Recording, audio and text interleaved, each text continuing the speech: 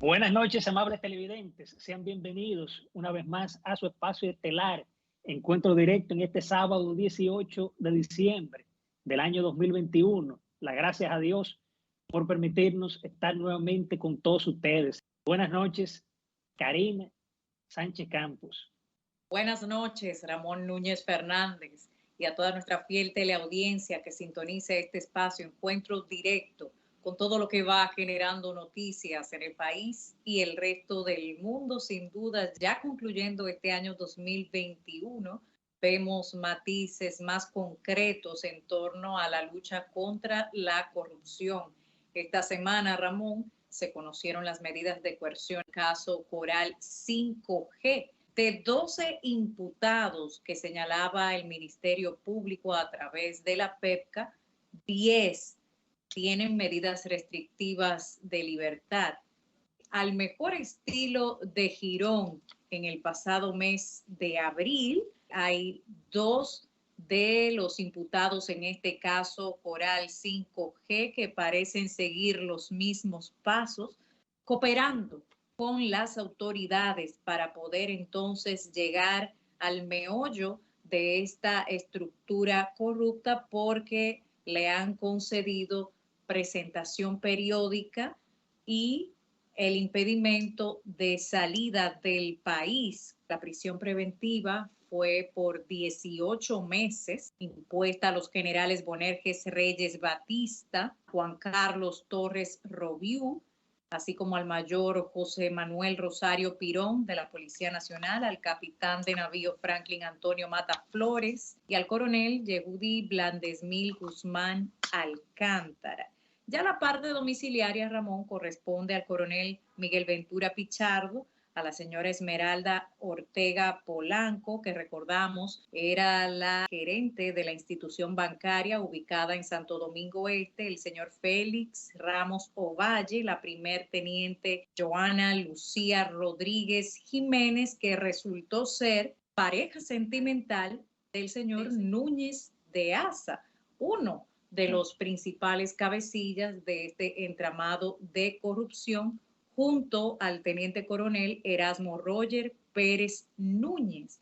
De manera, Ramón, que ahí tenemos un panorama que, en palabras del magistrado Wilson Camacho, titular de la PEPCA, esta decisión de que 10 de estos 12 imputados presentados por el Ministerio Público se debe a la solidez de las acusaciones de este organismo persecutor y que la lucha contra la corrupción avanza en República Dominicana.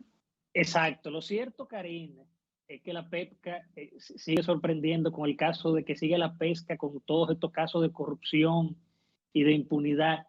Y ciertamente, también la jueza en ese sentido acogió lo que fue este caso del pedimento del Ministerio Público, y el caso fue declarado complejo.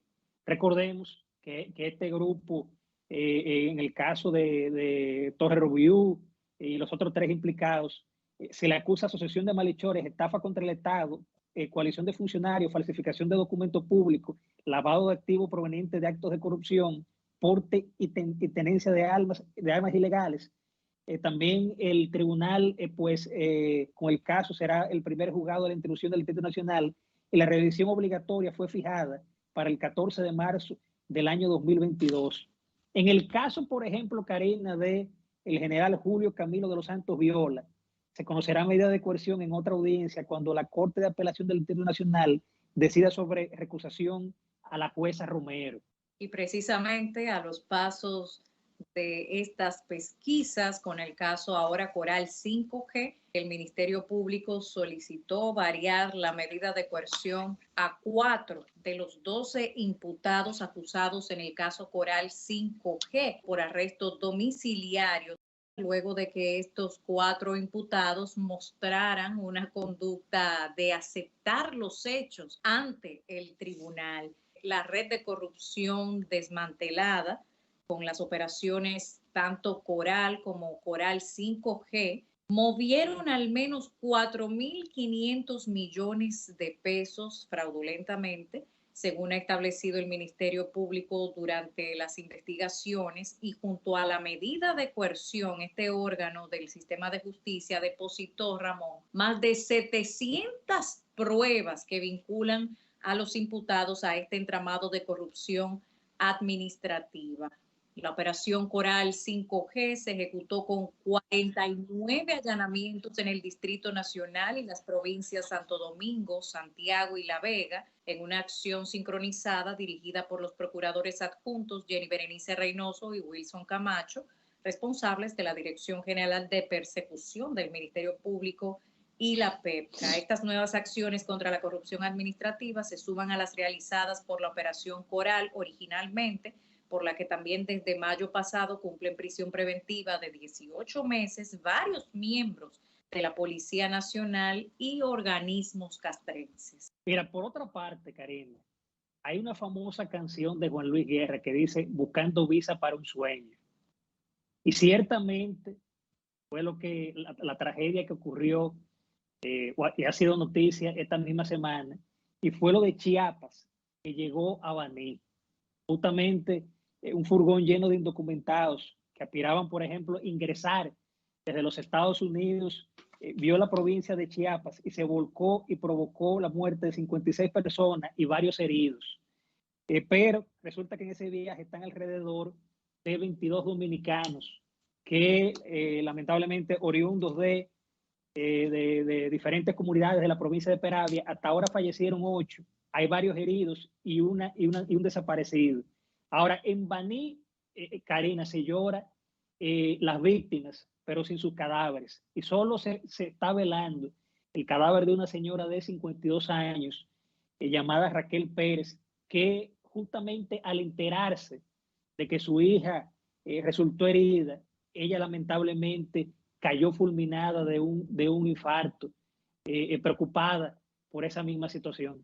Y la gran tragedia detrás del drama de ese titular son las múltiples historias a que corresponde cada una de estas víctimas, tanto las fatales como quienes actualmente se encuentran agravadas de salud, ante lo que degeneró hasta el momento 56 víctimas mortales de más de 160 personas que se trasladaban de manera ilegal en este camión que se volcó, acabando con la vida de hasta ahora 56 personas que se han podido verificar. Detrás del titular de la tragedia están las múltiples historias desgarradoras de cómo estas personas lo apostaron todo por tener una oportunidad de vida distinta para sí y para sus familias.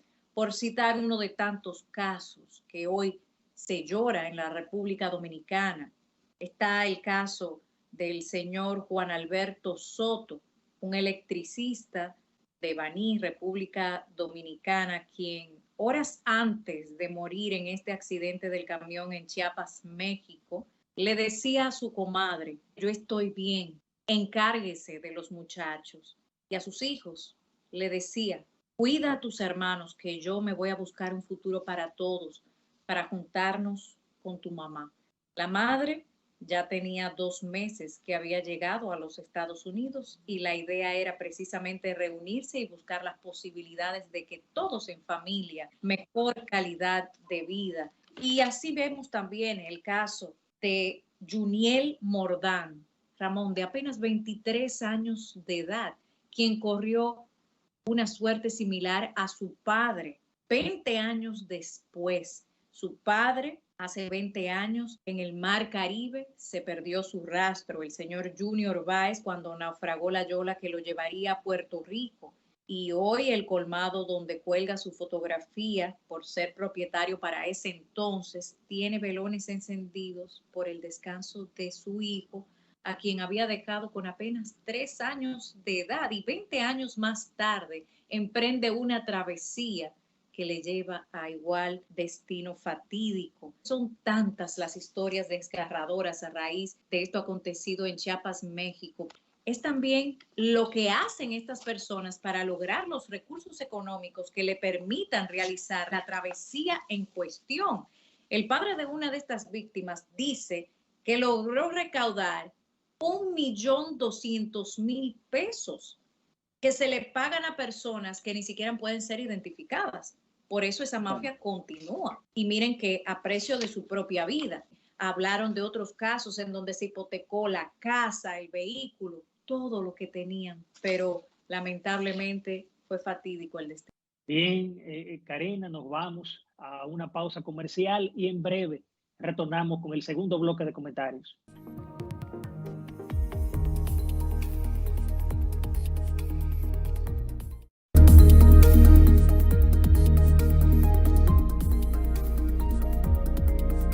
De regreso con Encuentro Directo, abordamos los principales elementos a raíz del informe correspondiente al Grupo de Trabajo para la Transformación y Profesionalización de la Policía Nacional, conformado por el decreto 211-21, a 8 meses, Ramón, de que iniciaran los trabajos de este grupo en procura de la reforma policial, han entregado su informe final y en este hacen una serie de sugerencias o recomendaciones al Poder Ejecutivo, comenzando sobre el perfil de los nuevos miembros de la Policía Nacional, modificaciones legales que entienden necesarias para fortalecer institucionalmente a la Policía Nacional, así como también la creación y actualización de los protocolos necesarios a fin de lograr lo que ellos llaman una cultura policial basada en el servicio a la ciudadanía, en la ética y en la protección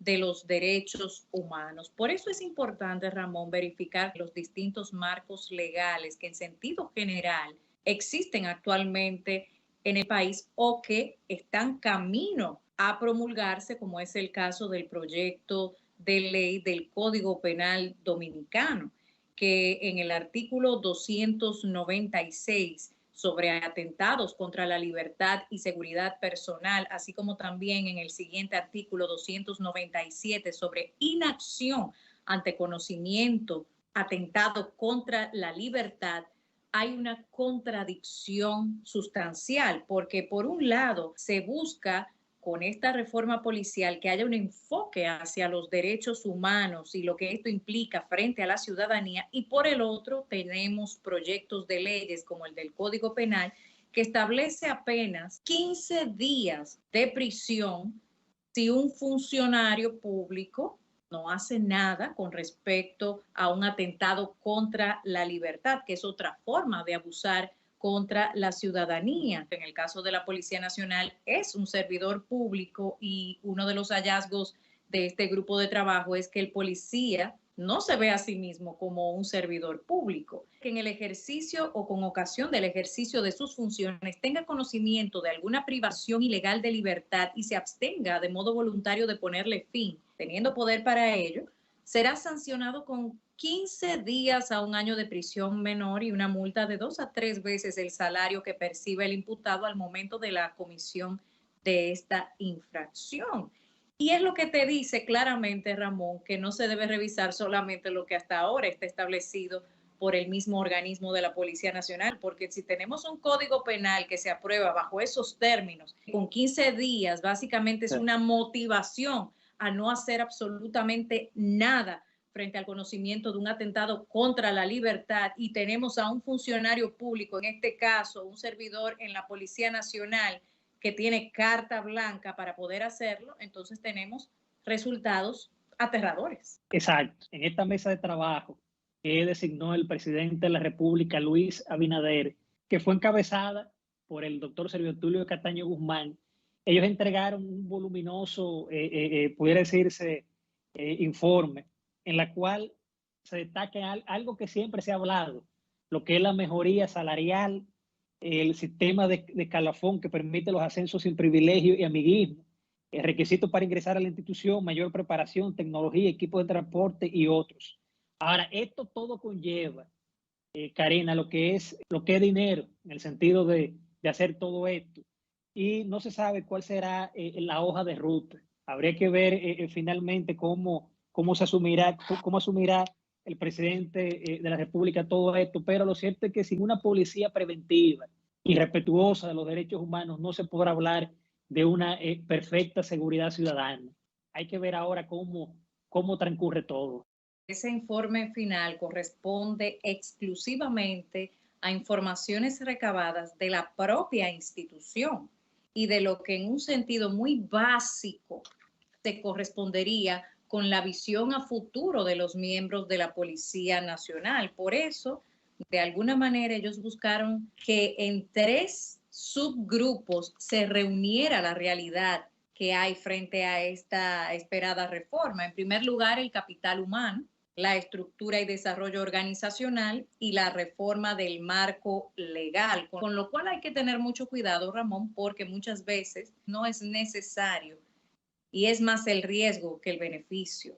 Por otro lado, en este sentido, se revisaron políticas institucionales, modelos de gestión integral, guías, manuales, protocolos y procedimientos para que de manera generalizada se diera un sedazo a lo que sería la visión de la reforma policial. Esta transformación está orientada a implementar y fortalecer un estilo profesional en los servicios policiales que garanticen que los agentes policiales desempeñen sus atribuciones y tareas en el marco del respeto de los valores democráticos, contrario al uso excesivo de la fuerza.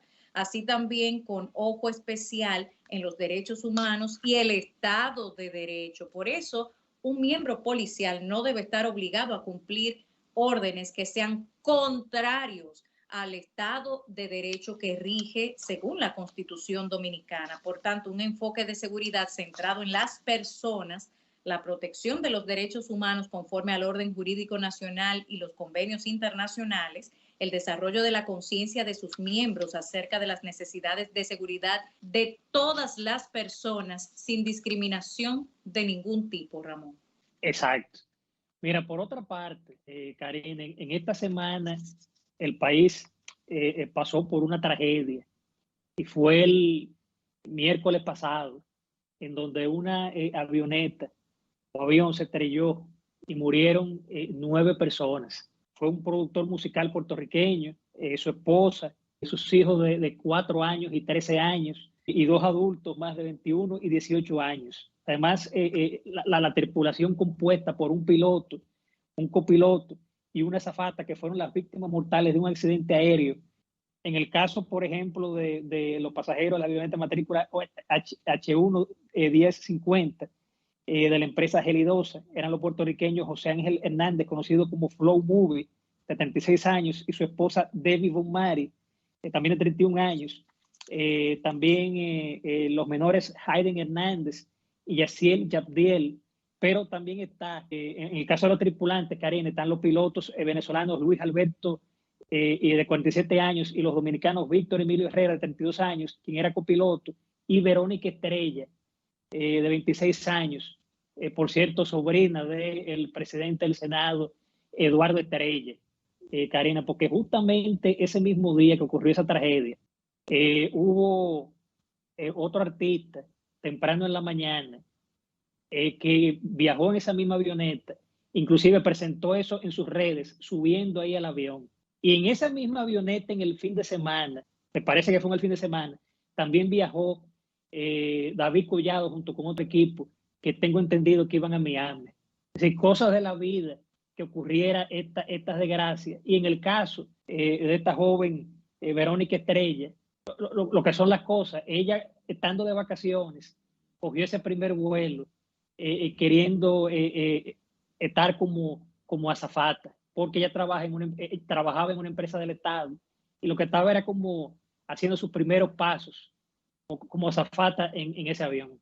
De hecho, ella renunció esta misma semana a su trabajo en la parte de protocolo correspondiente al Ministerio de Medio Ambiente y Recursos Naturales para emprender sus sueños como azafata. Esta sería su primera experiencia.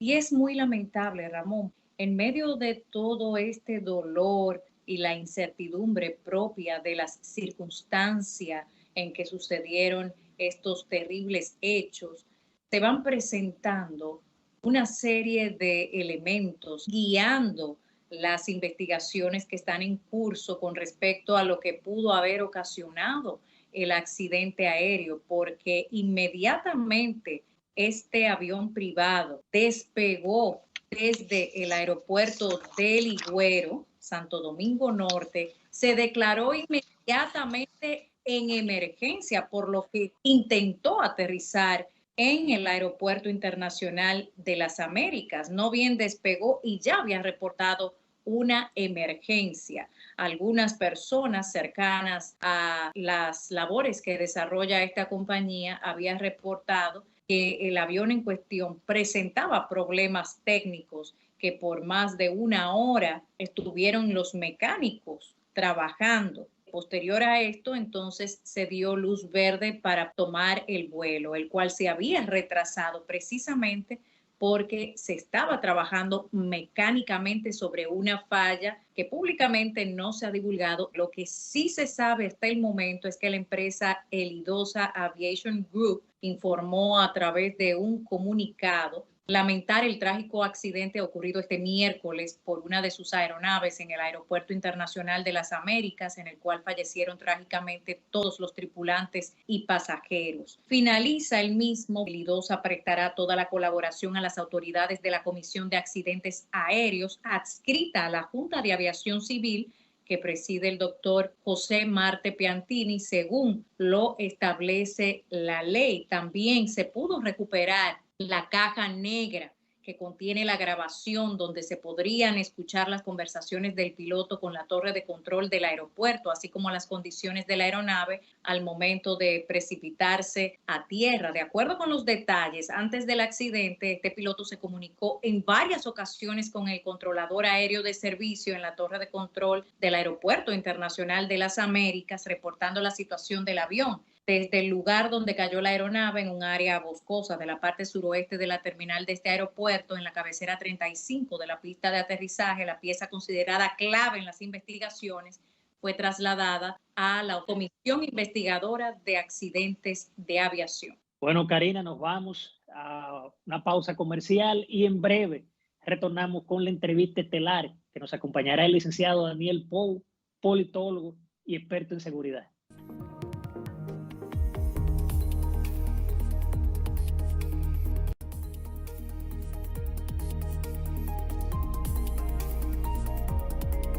Y bien, amables televidentes, en la entrevista estelar de Encuentro Directo nos honra con su participación la noche de este sábado el licenciado Daniel Pou Suazo, politólogo y experto en políticas públicas y seguridad ciudadana. Bienvenido, licenciado Pou. Buenas noches.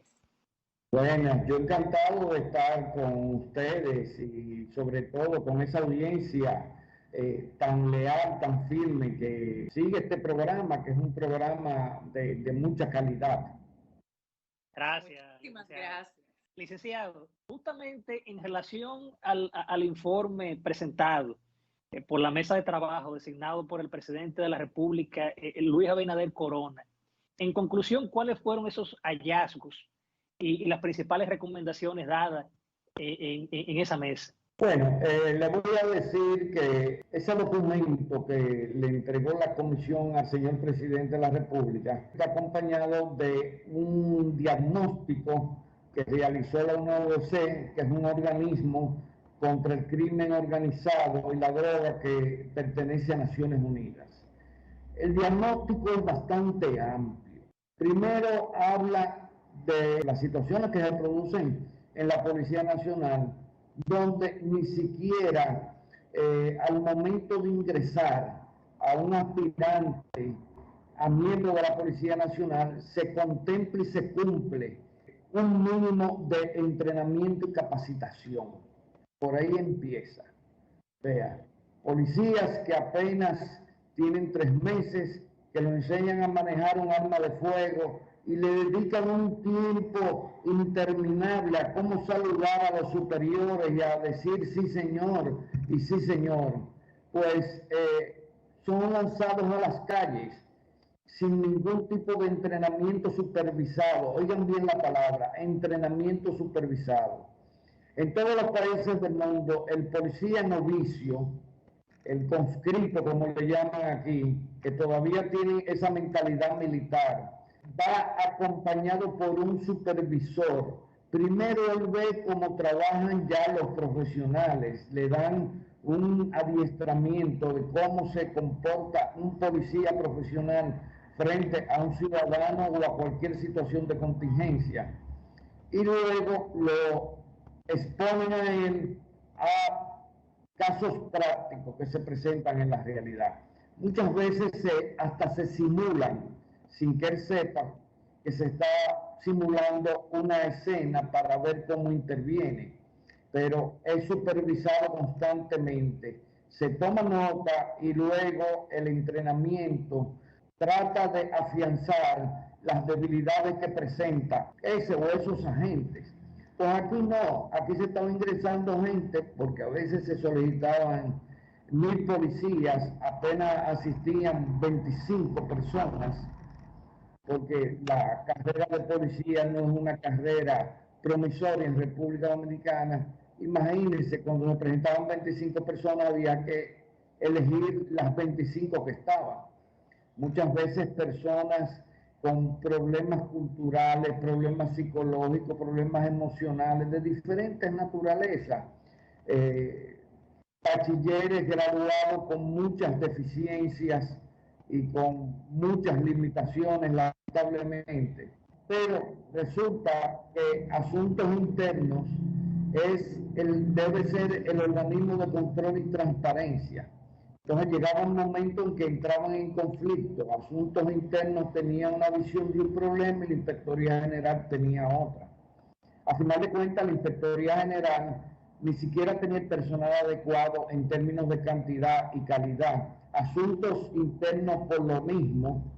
Entonces, son inspectorías que resultan más o menos virtuales, porque en términos generales no hay el instrumental, ni tecnológico, ni la capacidad humana, ni el capital humano para poder llevar a cabo sus misiones.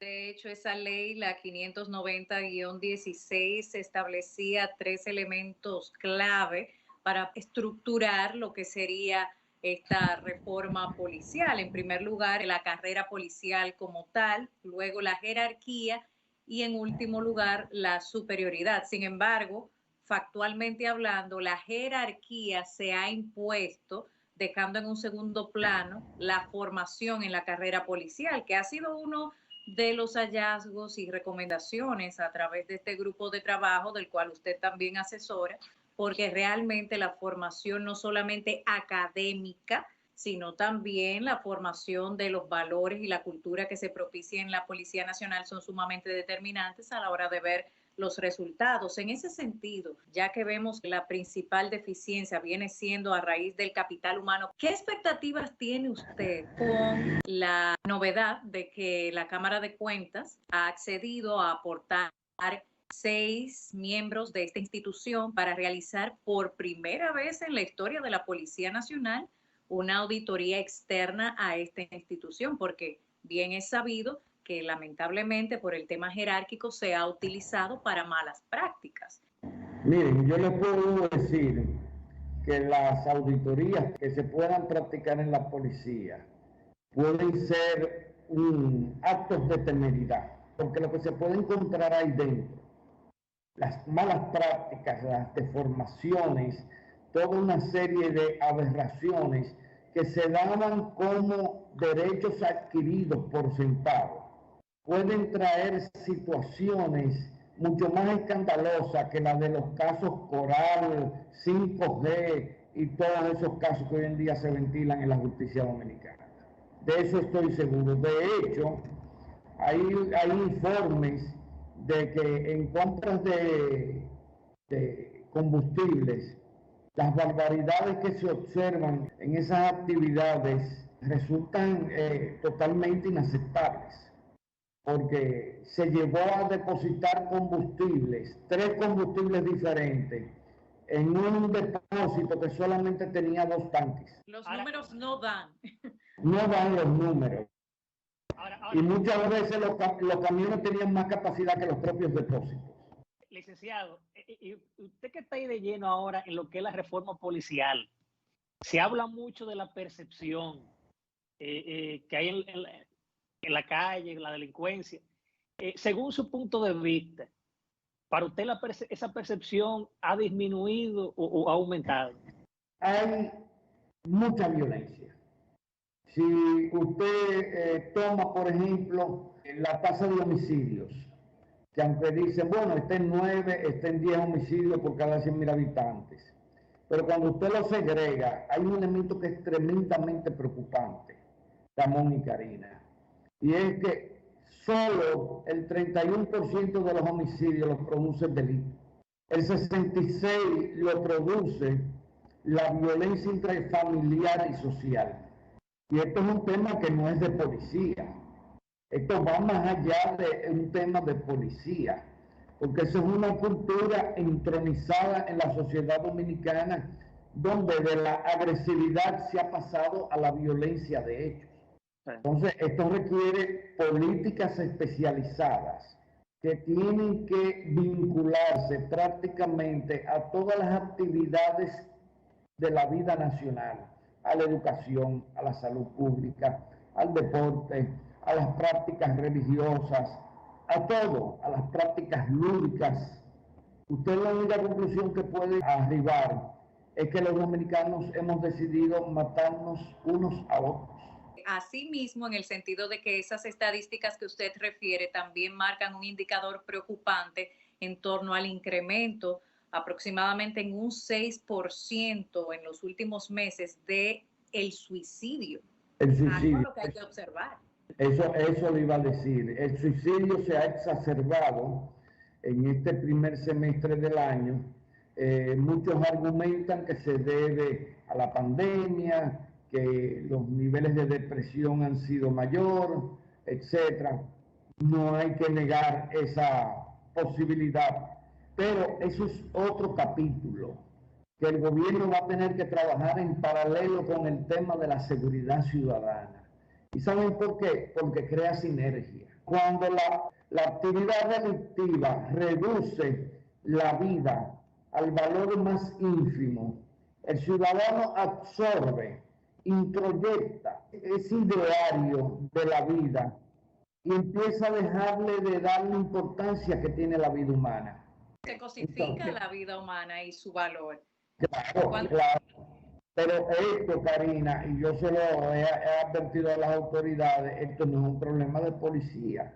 Nosotros estamos con un problema de salud pública y cultural, donde los seres humanos hemos perdido la posibilidad de comunicarnos, resolver nuestras diferencias por la vía civilizada y desde un punto de vista de lo que es una buena convivencia. Ahora, yo también lo achaco a algo, y es la falta de formación ciudadana. Licenciado Pou, nos vamos a una pausa comercial y en breve retornamos con la entrevista estelar de Encuentro Directo.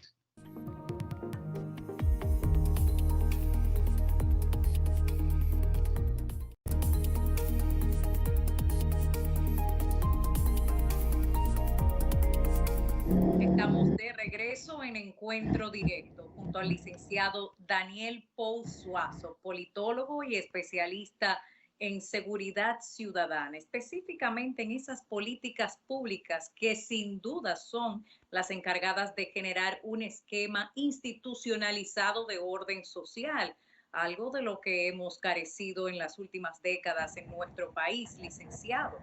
Y vamos pasando ya a la factura.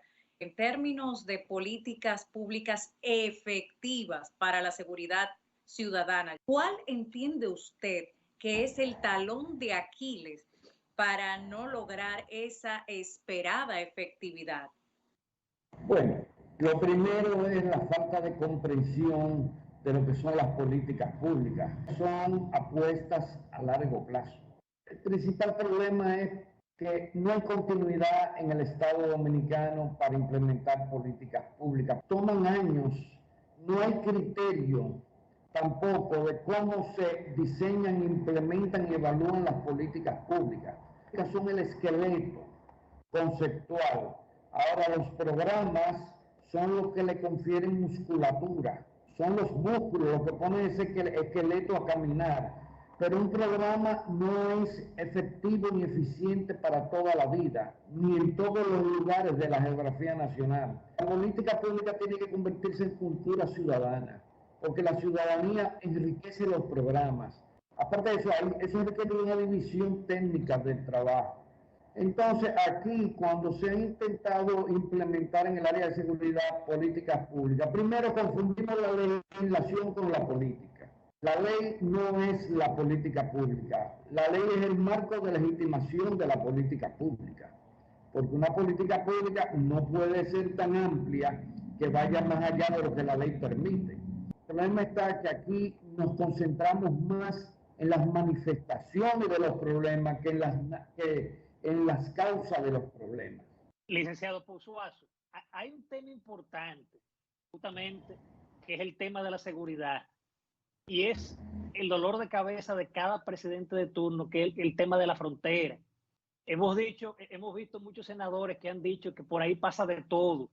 Inclusive el senador Dionis Sánchez, en una ocasión en su participación en el programa Telematutino 11, él decía que ahí no existe tal control. Es decir, su opinión al respecto sobre este caso del tema haitiano, el tema fronterizo, que todavía uno siente como que no hay tal control y siempre uno dice que hay una frontera imaginaria. Aquí hay una concepción equivocada. Las Fuerzas Armadas deben de tener presencia en la frontera, pero en segundo plano.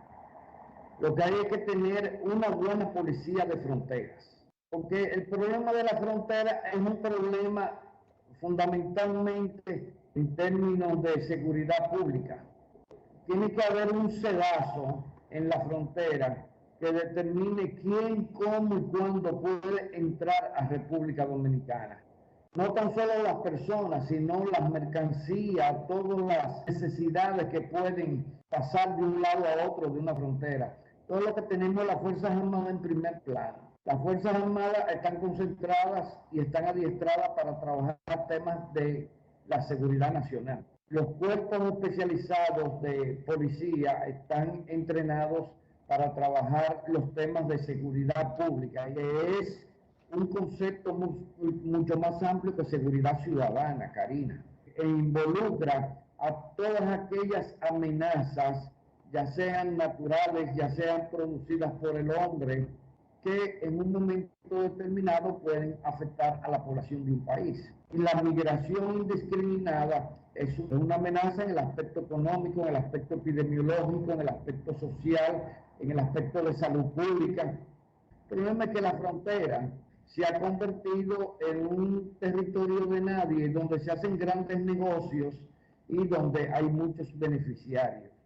Entonces, en ese interregno suceden muchas cosas que nunca son reportadas, ni conocidas, ni dilucidadas. Precisamente en el momento mismo que pasan esa frontera con la República Dominicana, se convierten en una amenaza de doble dimensión, por un lado de seguridad nacional y por el otro de las políticas públicas, de manera que sí, son una amenaza real y latente para la República Dominicana. Pero también hay otro aspecto, licenciado Pou, con respecto a esta lucha contra la corrupción y la impunidad que desde hace unos meses va tomando nuevos matices. Recientemente el presidente Abinader anunció al país la conclusión de aquel oneroso contrato de los denominados peajes sombra. Y si bien es cierto que ponen fin a una desproporción con respecto a lo que tenía que generar el pueblo dominicano en su propio perjuicio, debería darse caso o cuenta de aquella infame frase del expresidente Hipólito Mejía cuando decía no lanzar piedras hacia atrás, porque habría que ver entonces quiénes formularon ese leonino contrato en perjuicio del Estado dominicano, aunque se haya puesto un fin a este hoy en el 2021? Bueno, yo soy de los que pienso que hay que lanzar las piedras hacia atrás, Karina. Lo mal hecho, lo que afecta el interés nacional no puede engavetarse en el olvido. Y me resulta hasta irresponsable tender un manto de silencio sobre un hecho de esta naturaleza. Porque hay que saber que lo que no se castiga, pues tiende a repetirse de alguna manera. Hay que ver que ese contrato se originó en el gobierno del ingeniero Hipólito Mejía, luego se concretó en el gobierno del doctor Leonel Fernández y luego mantuvo su vigencia en el gobierno del presidente Danilo Medina. Bueno, ambos, tanto Danilo Medina como Leonel Fernández, tuvieron cada uno 2 periodos consecutivos de gobierno que fueron transversales a este contrato, porque fue donde realmente delegó en el ministro de Obras Públicas de entonces para que firmara las características de la distribución de responsabilidades, por llamarle de alguna manera, a este contrato. Generación en el gobierno de Hipólito Mejía, concreción en el gobierno de Leonel Fernández y ejecución en el de Danilo Medina. Y continuidad en el de Danilo Medina. En este país, del erario, nadie distrae 50 millones de pesos y que el presidente lo sepa. Esto es un estado policial, en el buen sentido de la palabra, donde el presidente tiene una concentración de poder. Ahora, yo lo que creo que tenemos que empezar a ciudadanizar el poder, que así como el ciudadano común paga por los desafueros, las infracciones, los ilícitos que comete, también las élites del poder deben de pagar por eso. No estoy hablando de condenas por aclamación, estoy hablando del debido proceso. Y volviendo con este tema de la reforma policial, ¿usted cree, según su punto de vista, que luego de esa tan anunciada reforma, usted cree que realmente se mejoraría? Mira, Ramón, esto que se le ha entregado al presidente es la plataforma para realizar la reforma. Ahora es que viene realmente la parte donde todos los pros y los contras van a confluir en el vórtice de la transformación, porque no es reforma. Usted reforma lo que funciona con defecto, pero lo que niega su esencia, usted tiene que transformarlo. Debe producir la sinergia necesaria para que en la medida en que se vayan implementando las intervenciones, las modificaciones y que se vayan erradicando las viejas prácticas, se vayan creando los elementos necesarios para continuar.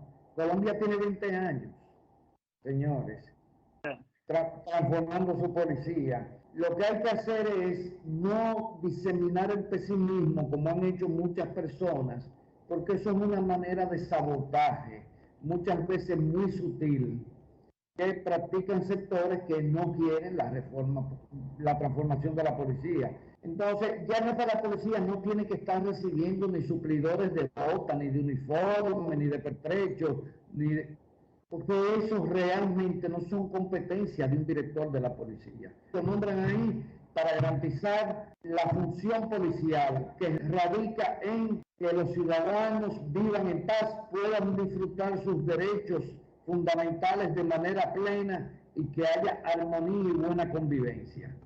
Hemos, sin duda alguna, padecido lo que sucede cuando las políticas se politizan, pasan factura en perjuicio ciudadano. Ahora bien, en el plano político dominicano, le presento 2 casos para que por favor lo ponga en su correcto lugar y lo que podría implicar de frente a la ciudadanía. Por un lado, el PRM, partido oficialista, recientemente perdió las elecciones en la ADP, el Colegio de Abogados de la República Dominicana. Sin embargo, tiene a su favor ser el partido oficialista. ¿A qué se debe esto? Y por el otro lado, el otrora partido hegemónico PLD ahora parece hacer una apuesta nueva vez hacia la figura de Margarita Cedeño como una posible candidata presidencial. Estos dos escenarios, ¿cómo dejan a la República Dominicana en el escenario político electoral?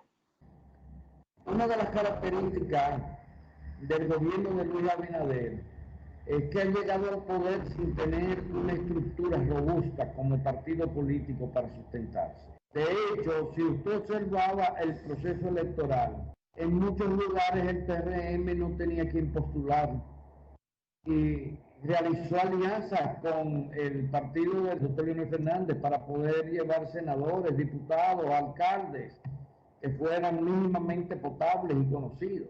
Claro, ¿qué le ha sucedido al PRM? Que gana unas elecciones y en vez de dedicarse a construir el partido, ahora tienen que regir los destinos del país. Porque aquí se da un elemento de vasos comunicantes donde la cúpula de los partidos se van a la función pública.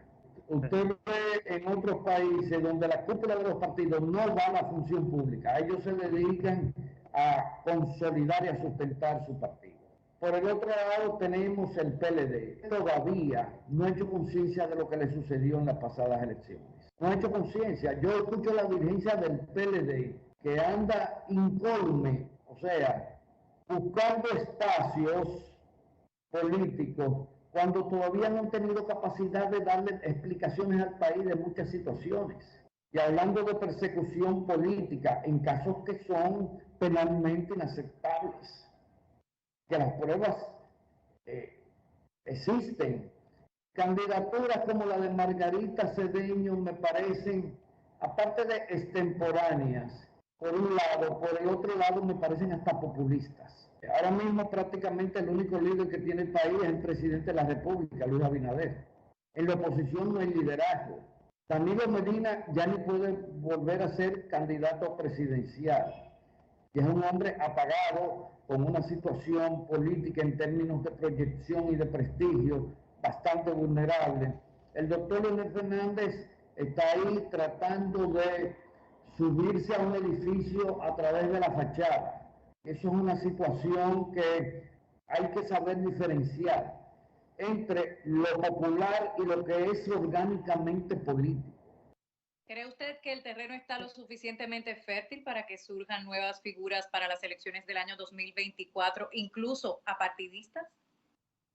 Sí, yo creo que hay buenas condiciones. Creo que el escenario está muy holgado. Hay pocos miembros sobre él, pocas personas que realmente tienen cualidades para destacarse. Y entonces los partidos son realmente puras entelequias, no representan a nadie. Bien, licenciado, solo nos resta agradecer su participación aquí en Encuentro Directo y desde ahora desearle una feliz Navidad y un venturoso 2022. Agradecido por su participación. Muchas gracias, Karina, muchas gracias, Ramón. Ustedes saben que mi cariño con ustedes es especial. A ustedes les deseo lo mejor, pero sobre todo que el público siga apreciando la calidad de su trabajo, que yo sé que se corresponde con un esfuerzo que muchas personas ni siquiera tienen una idea aproximada de lo que hay que hacer para poder producir un programa de esta calidad. Gracias por valorar nuestro trabajo. Y bien, momento de una pausa y luego volvemos con la recta final de su espacio estelar Encuentro Directo.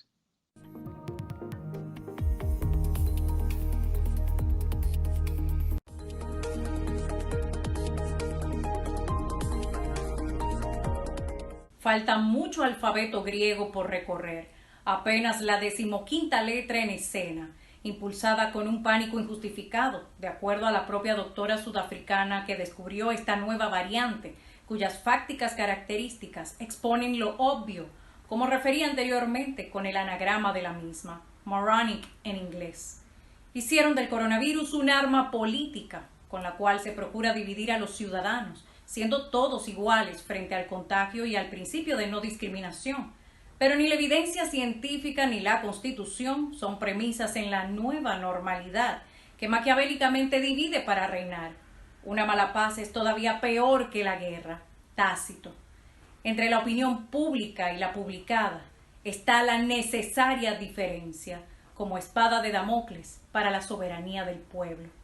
Advertido ha estado, la historia se repite.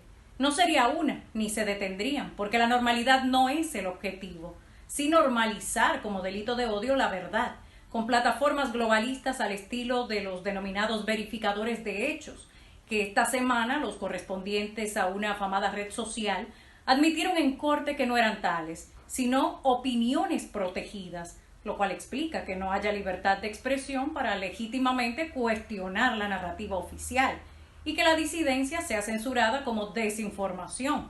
Ya lo vimos con Goebbels. Sus 11 principios de propaganda nazi pasaron una factura impagable. Saquen cuentas, no cuentos, asegura el psicólogo clínico canadiense Dr. Jordan Peterson.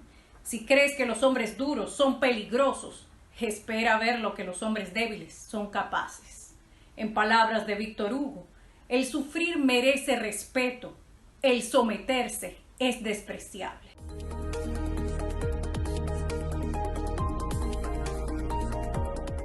Y bien, amables televidentes, hemos llegado a la recta final de su espacio estelar, Encuentro Directo.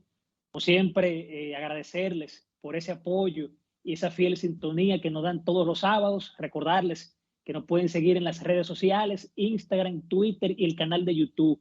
Karina. Ramón, una oportuna reflexión a propósito del Foro por la Democracia convocada por el presidente de los Estados Unidos, Joe Biden, y de la cual participó también el presidente dominicano Luis Abinader junto a otros mandatarios de la región. Concluimos con Rui Barbosa cuando establecía que la peor de las democracias es 1000 veces preferible a la mejor de las dictaduras. Buen fin de semana.